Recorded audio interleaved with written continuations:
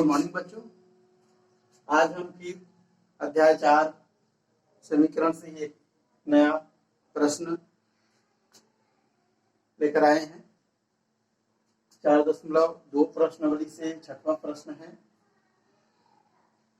प्रश्न है किसी आयत की लंबाई और चौड़ाई में अनुपात 2:3 है। यदि आयत का परिमाप 30 सेंटीमीटर हो तो आयत की लंबाई और चौड़ाई ज्ञात करें। यहाँ पर बहुत प्रश्न हैं जिनमें अनुपात आता है। बहुत ही अच्छा प्रश्न रहता है अनुपात वाला। घबराने की बात नहीं है कि अनुपात आ गया हम क्या करेंगे। बहुत ही सरल सा प्रश्न भी रहता है, अच्छा भी लगता है। बहुत अलग अलग में यहाँ पर तो आयत की लंबाई और चौड़ाई के संबंध में पूछा है, कहीं पर वर्ग की लंबाई वर्ग के संबंधित हो जाए आएगा, या अन्य है जैसे दो संख्याओं में अनुपात 2:3 है, ऐसे भी कर सकता है। कई प्रश्न हैं जिनके माध्यम से जैसे दो कोणों का योग में अनुपात 2:3 है, ऐसे बहुत सारे प्रश्न आते हैं। अनुपात को यदि हम उसमें जोड़ेंगे तो बहुत सारे ऐसे अच्छे प्रश्न बनते हैं और उन प्रश्नों को अच्छे ढंग से भी हम हल कर सकते हैं अनुपात में। इसमें ज्यादा कठिन नहीं रहता है, क्योंकि यहाँ पर जो हम मानते हैं कि लंबाई को हम क्या मानेंगे, चौड़ाई को हम क्या मानेंगे, तो उनके लिए जो 2:3 लिखा है वहीं से उनको हम मानते हैं और बहुत ही अच्छे ढंग से सरल ढंग से हम उनको मान लेते हैं। इनमें ज्यादा सोचने की जरूरत नहीं है। इसलिए ये जो इस प्रकार का जो प्रश्न होता है कि दो लंबाई और चौड़ाई का अनुपात इतना है, कि दो संख्याओं में अनुपात इतना है, कि दो कोणों में अनुपात इतना है, या अन्य प्रश्न अनुपात वाले आएंगे, बहुत ही अच्छे सरल प्रश्न होते हैं। इन प्रश्न को कैसे बनाना है यहाँ पर मैं बता रहा हूँ।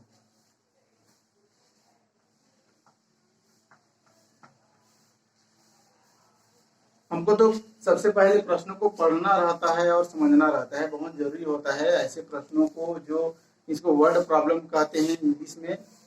तो वर्ड प्रॉब्लम मतलब प्रॉब्लम समझ लो तो प्रॉब्लम ही रहता है, इसको समझना बहुत ज्यादा जरूरी होता है।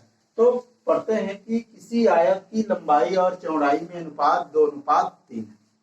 यहाँ पर हम उसको लिख सकते हैं, एक बार लिखेंगे आयत की शॉर्ट फॉर्म में लिख रहे हैं, लंबाई और चौड़ाई में अनुपात कितना है, 2:3 है। तो जब 2:3 होता है तो हम लंबाई को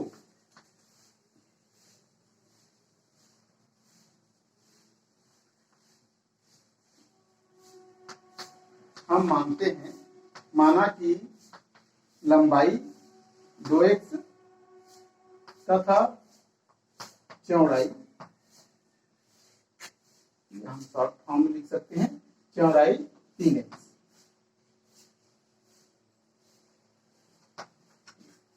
इस प्रकार से हम इसमें और ज्यादा पढ़ने और समझने की जरूरत नहीं पड़ता है। जो अनुपात दिया रहता है 2:3 या 4:3 है, कि 2:5 है, कि 5:7 है, तो उन्हीं से माना जाता है। जैसे 2:3 है तो लंबाई और चौड़ाई, इसको दूसरा नहीं, लंबाई की जगह पर 2 लिखा है, चौड़ाई की जगह पर 3 लिखा है, इसलिए लंबाई को तुम 2x मानोगे और चौड़ाई को तुम 3x मानोगे। यहाँ पर उल्टा नहीं होना चाहिए कि लंबाई को तुमने 3x मान लिया, चौड़ाई को तुमने 2x मान लिया। यहाँ पर तुमको सावधानी बरतनी पड़ेगी कि लंबाई जो है उनको हम 2x मानेंगे और चौड़ाई को हम 3x मानेंगे। इस प्रकार से हम मानते हैं। मानने के बाद थोड़ा और आगे पढ़ते हैं।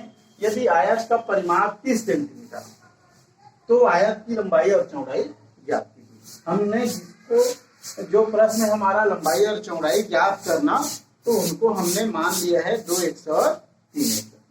इस प्रकार से यहाँ पर आयत का परिमाप दिया है, हम आयत का परिमाप यहाँ पर लिखना चाहेंगे तो लिख सकते हैं, नहीं लिखेंगे तो सीधा सीधा हम सूत्र लिखेंगे। आयत का परिमाप, आयत का परिमाप यहाँ पर 30 सेंटीमीटर है। अब 30 को हम नहीं लिखेंगे, ये लिखना चाहेंगे तो लिख भी सकते हैं हम 30 सेंटीमीटर। आयत का परिमाप 30 सेंटीमीटर है। आयत का परिमाप का फार्मूला क्या होता है? सूत्र होता है कि 2 गुणी लंबाई धन चौड़ाई बराबर कितना है यहाँ पर? तो फार्मूला याद रहना चाहिए। कहीं पर ये प्रश्न आयत का परिमाप है, कहीं पर आयत का क्षेत्रफल भी कह सकता है। यहाँ पर आयत का क्षेत्रफल नहीं कहा है, परिमाप का है, तो उसके द्वारा उनके फार्मूले सूत्र के द्वारा हम यहाँ पर आयत का जो परिमाप है उस सूत्र को यहाँ पर लगाएंगे। कहीं पर क्षेत्रफल कह देता है तो यहाँ पर क्षेत्रफल का लगाएंगे। यहाँ पर इस प्रकार से 2 हमने लंबाई को माना है 2x माना है, यहाँ पर देख सकते हो। तो लंबाई की जगह पर 2x मानेंगे, धन चौड़ाई को हमने माना है 3x। इस प्रकार से चौड़ाई की जगह पर हम 3x मान सकते हैं। इस प्रकार यहाँ पर बराबर की साइड में दाया साइड में 3। अब हम इसको हल करते हैं कि कोष्टक को पहले हल करना है। तो यहाँ पर कोष्टक 2 में 2x है और 3x है, क्योंकि दोनों ही सजाती है, इसलिए हम इन दोनों को क्या करेंगे? जोड़ देते हैं। ये 2x है और ये 3x है, कुल मिला के 5x हो गया कोष्टक के अंदर में, और ये हो गया जो है वो सेम लिखा हूं। जहां पर मैं नहीं समझा रहा हूं इसका मतलब जो है वही है। जहां पर समझाने लायक होगा, जहां पर चेंज होगा, गणित थोड़ा हल होगा, वहां पर मैं बिल्कुल बताऊंगा। और जहां पर नहीं बता रहा हूं इसका मतलब ये नहीं कि सर अपने हिसाब से लिख दे रहे हैं, वहां पर नहीं समझा, तो वहां पर तुम लोग समझ जाओ। यहाँ पर फिर हम 2 का गुणा 5x के साथ करेंगे, तो 2 का गुणा 5 के साथ होता है ये 10 और ये x हो जाएगा। जब भी ऐसे गुणा होता है और यहाँ पर 5x होता है तो 2 का गुणा हमेशा 5 के साथ होगा, तो 5x हो गया और ये बराबर 30 हो गया। इस प्रकार x बराबर क्या हो जाएगा? 30/10, और इसका अर्थ होता है, तुम लोग जानते हो, x अर्थात 3।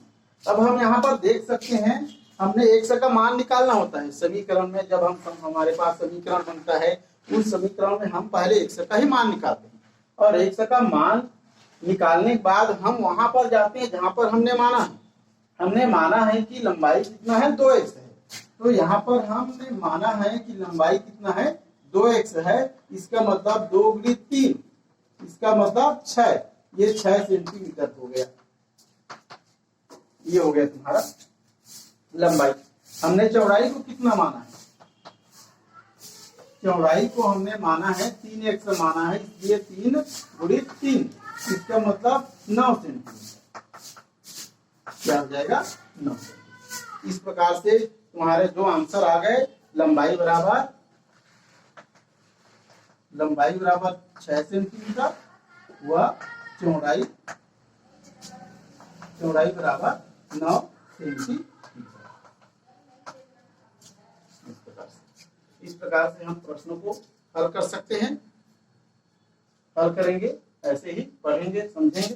अनुपात वाला बहुत ही अच्छा प्रश्न रहता है, और